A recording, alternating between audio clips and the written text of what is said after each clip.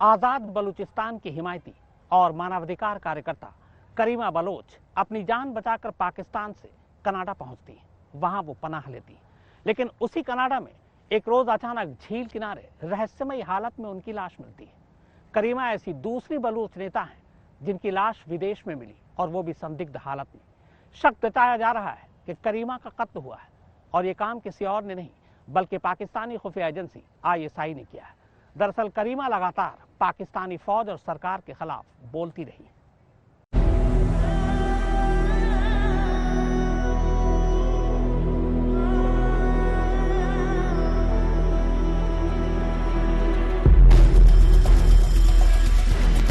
बलूचिस्तान की एक बहन आपको भाई मानकर आपसे कुछ कहना चाहती है। बलूचिस्तान में आज कितने ही भाई लापता हैं, पाकिस्तानी आर्मी के हाथों या मारे गए हैं। आपको बलूचिस्तान की बहनें एक भाई की हैसियत से मानते हैं और आपसे ये उम्मीद रखते हैं कि आप बलूच जेनोसाइड, बलूचिस्तान में वार क्राइम्स और ह्यूमन राइट्स वायलेशन के खिलाफ इंटरनेशनल फोरम्स पर बलूचों की आवाज बनेंगे।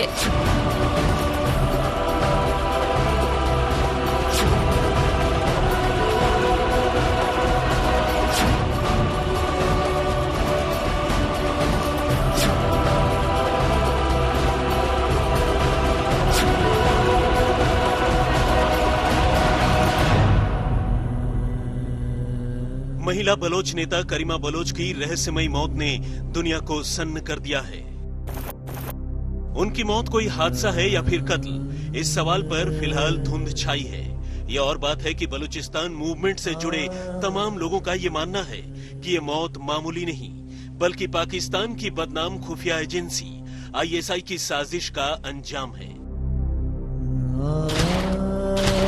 और ऐसा मानने के पीछे मोटे तौर पर 3 तर्क हैं। एक तो पाकिस्तान वहां इंसाफ की आवाज बुलंद करने वालों के साथ इसी तरीके से पहले ही पेश आने की वकालत कर चुका है। दूसरा, ISI पर इस तरह से बलूच नेताओं के कत्ल का इल्जाम पहले भी लग चुका है।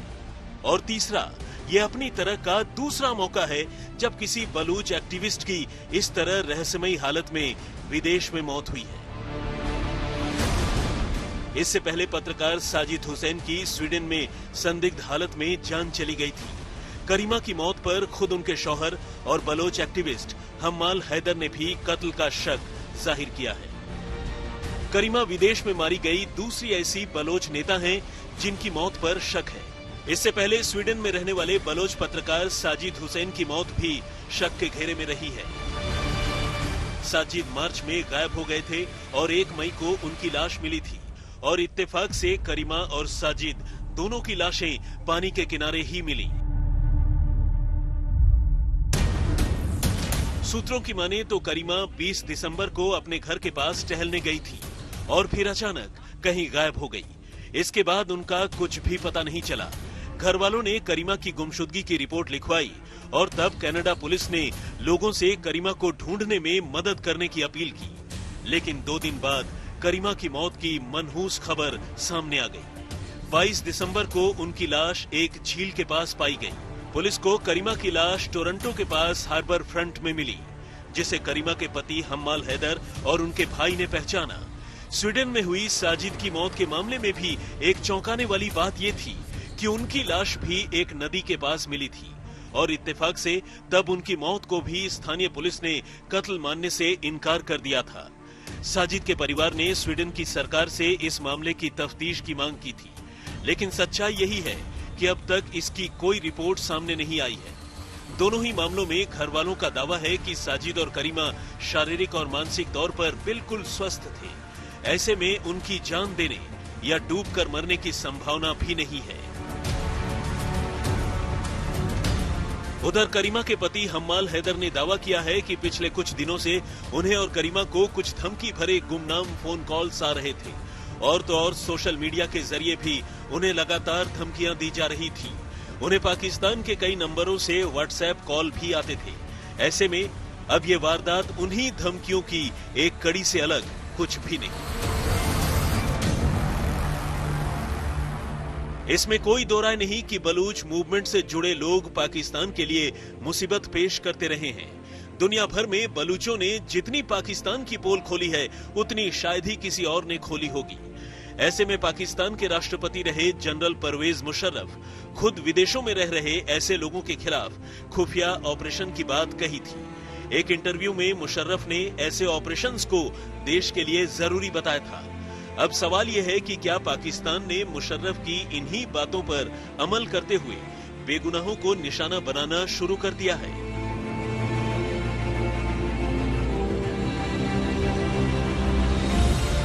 करीमा के कातिल की फिलहाल पहचान तो नहीं हुई है, लेकिन उनकी मौत को कत्ल मानने वाले लोगों का दावा है कि करीमा ने चंद रोज पहले खुद ही अपने कातिलों की तरफ इशारा किया था। असल में करीमा ने अपनी मौत से कुछ ही दिन पहले पाकिस्तानी सेना के कुछ अफसरों के कनाडा में पनाह लिए होने पर वहां की सरकार की आलोचना की थी। मैं एक स्टूडेंट ऑर्गेनाइजेशन से बिलोंग करती हूँ।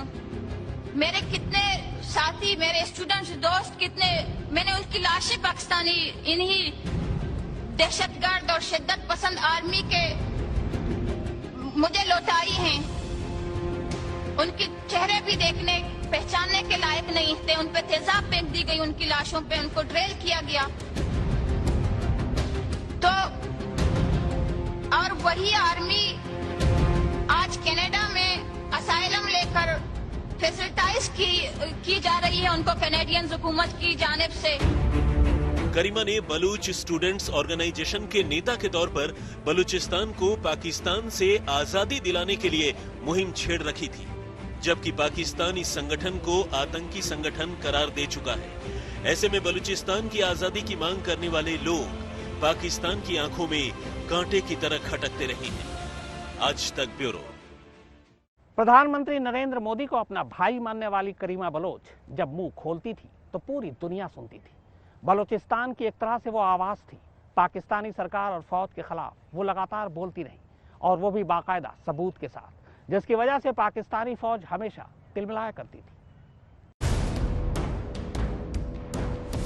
बलूचिस्तान की आजादी की आवाज बुलंद करने वाली करीमा कोई मामूली महिला नहीं थी।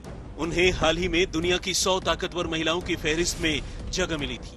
वो ह्यूमन राइट एक्टिविस्ट थीं और लगातार बलूचिस्तान में पाकिस्तानी फौज के जुल्म सितम के खिलाफ झंडा उठाती रही थी।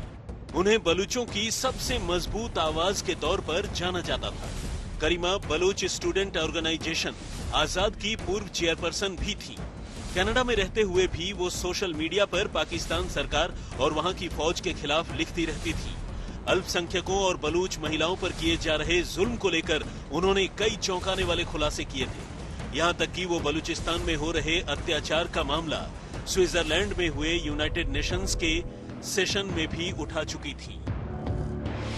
2014 में बलूच स्टूडेंट ऑर्गेनाइजेशन के तत्कालीन अध्यक्ष साहिद बलूच के अचानक गायब हो जाने के बाद उन्होंने ये पद संभाला था। पाकिस्तान में रहते हुए वो बलूचिस्तान में पाकिस्तानी फौज और सरकार की ज्यादतियों के खिलाफ आवाज उठाती थी।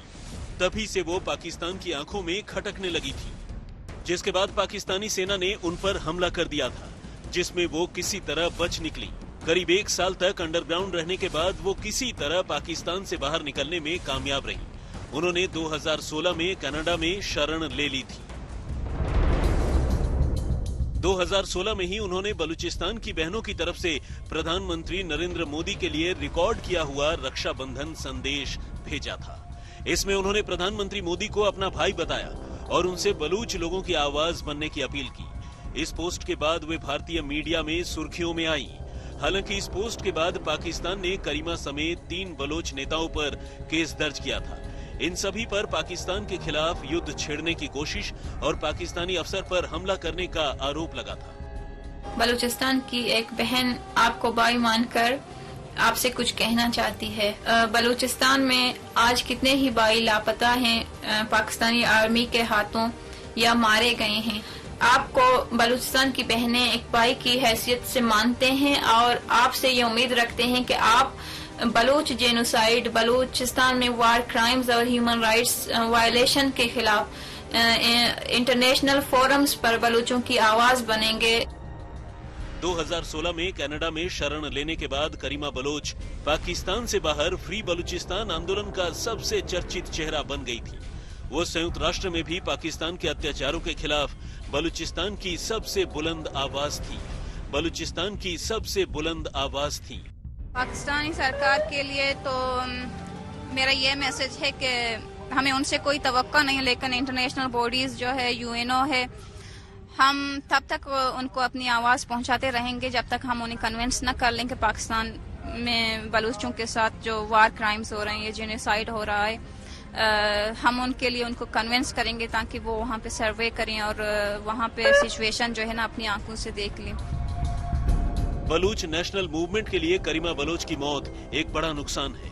तो क्या आईएसआई ने करीमा बलोच का कत्ल करवाया? क्योंकि करीमा फ्री बलूच मूवमेंट का वो चमकता चेहरा थी जो पाकिस्तानी सेना और आईएसआई की आंखों में हमेशा चुभता रहा। आज तक ब्यूरो। बलूचिस्तान की आज़ादी की जो भी मांग करता है, पाकिस्तानी फौज उसकी आवाज़ को दबा देती है। कहते हैं कि पाकिस्तानी फौज ने बलूचिस्तान में ज़बरदस्त कहर मचाया हुआ है। अब तक बलूचिस्तान के ऐसे बहुत सारे लोग रहस्यमय तरीके से लापता हैं जो पाकिस्तानी सरकार या फौज के खिलाफ आवाज़ उठाते रहे।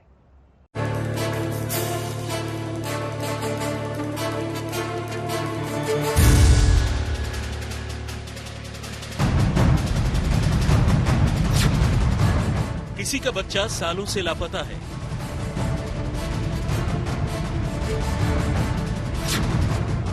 किसी के पति को उसकी आंखों के सामने मार दिया गया।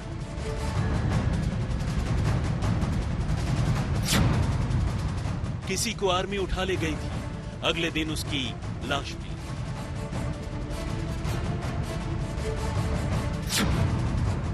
कोई नमाज पढ़ने मस्जिद गया मगर लौटा नहीं।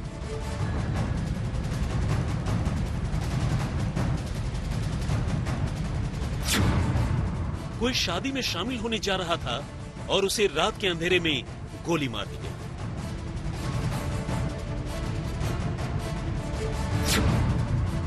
और किसी को सिर्फ शक के बिना पर मार दिया गया।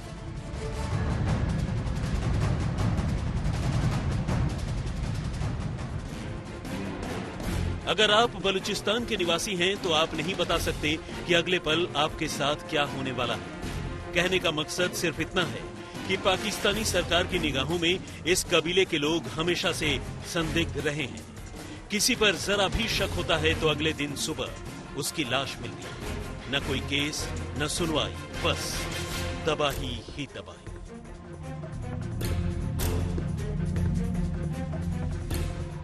मगर अब पाकिस्तान के इस पश्चिमी इलाके में रहने वाले बलूचिस्तानियों ने तय कर लिया है कि अगर लड़कर लेना पड़ा तो लड़कर और मरकर लेना पड़ा तो मरकर, मगर बलूचिस्तान को पाकिस्तान से आजाद कराएं।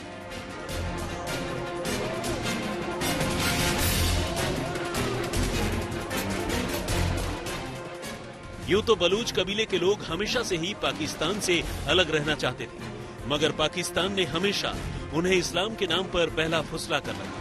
मगर 2 दशकों में बलूच लोगों ने आखिरकार अलग मुल्क बनाने के लिए आंदोलन छेड़ ही दिया। इस आंदोलन की शुरुआत गुरिल्ला हमलों से हुई थी और फिर इसमें शामिल लोगों का गुट बढ़ते बढ़ते चरमपंथी और अलगाववादी बन गया। लेकिन पाकिस्तानी आर्मी लगातार बलूच लोगों के इस आंदोलन को दबाने की कोशिशों में जुटी है। बलूचिस्तान के ज्यादातर नेता अपनी जान गंवा चुके हैं और जो जिंदा हैं वो विदेशों में निर्वासित जीवन बिता रहे हैं, मगर उन्होंने पाकिस्तान से आजादी की मांग को छोड़ा नहीं है।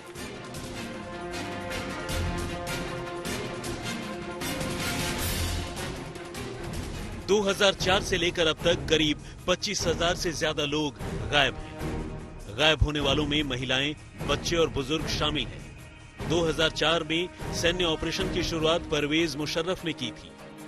2006 में पाक आर्मी ने बलूच नेता बुगती की हत्या कर दी।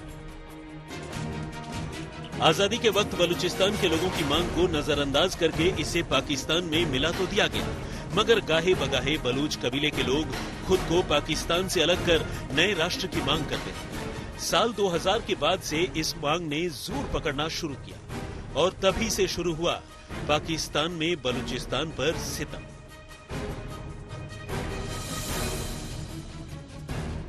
बलूचिस्तान का पूरा इलाका करीब करीब आधे पाकिस्तान के बराबर है और ये सूबा कुदरती खजाने से पटा पड़ा है, जो पाकिस्तान के लिए किसी गोल्ड माइन से कम नहीं। पाकिस्तानी सरकार यहाँ के प्राकृतिक संसाधनों का दोहन तो कर रही है, मगर बलूच लोगों को नजरअंदाज किया जा रहा है। उन्हें मूलभूत सुविधाओं का भी अभाव है।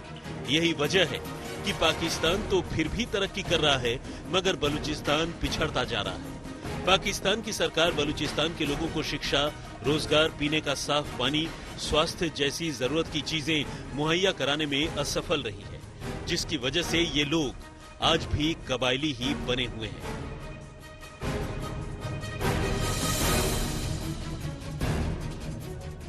इसी बलूचिस्तान में वो ग्वादर पोर्ट भी पड़ता है, जिसे पाकिस्तान ने चीन को लीज पर दे रखा है। ग्वादर पोर्ट से चीन तक आर्थिक कॉरिडोर तैयार किया गया है, जिसमें 3 लाख करोड़ से ज्यादा का कारोबार समाहित है। ऐसे में अगर बलूचिस्तान पाकिस्तान के हाथ से निकला तो पाकिस्तान के लिए 2 जून की रोटी के लाले पड़ जाएंगे, और पाकिस्तान ये बहुत अच्छे से जानता है। लिहाजा वो अपने हाथ से इस सोने का अंडा देने वाली मुर्गी को निकलने नहीं देना चाहता, और इसीलिए पाकिस्तान से अलग होने वाली हर बलूच की आवाज को यहाँ बुलंद होने से पहले ही दबा दिया जाता है। मगर मिल्कियत पर कब्जे की इस जिद ने बलूचिस्तान को नर्किस्तान बना दिया है।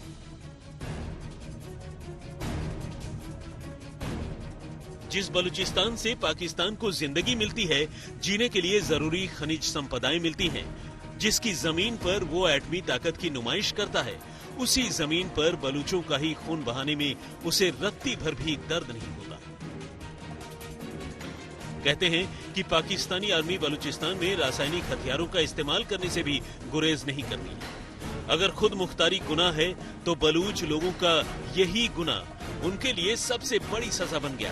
क्वेटा, डेरा बुगती, मस्तंग, अवारन, कच्ची बोलान बलूचिस्तान के बस इलाके बदलते हैं, लेकिन उनके दास्ताने दर्द नहीं।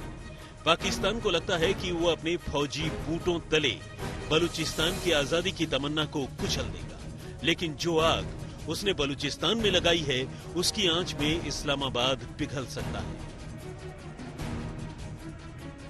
किसी देश के अंदरूनी मामले में हस्तक्षेप नहीं करने की हिंदुस्तान की नीति रही है। लिहाजा अभी तक भारत ने बलूचिस्तान पर कभी भी पाकिस्तान से हिसाब किताब नहीं मांगा, लेकिन जब पाकिस्तान ने कश्मीर के आतंकवाद को आजादी की लड़ाई बताना शुरू कर दिया है, तो ये जरूरी है कि उसे भी बलूचिस्तान में मानवाधिकारों के दमन की कहानी दुनिया को बतानी होगी।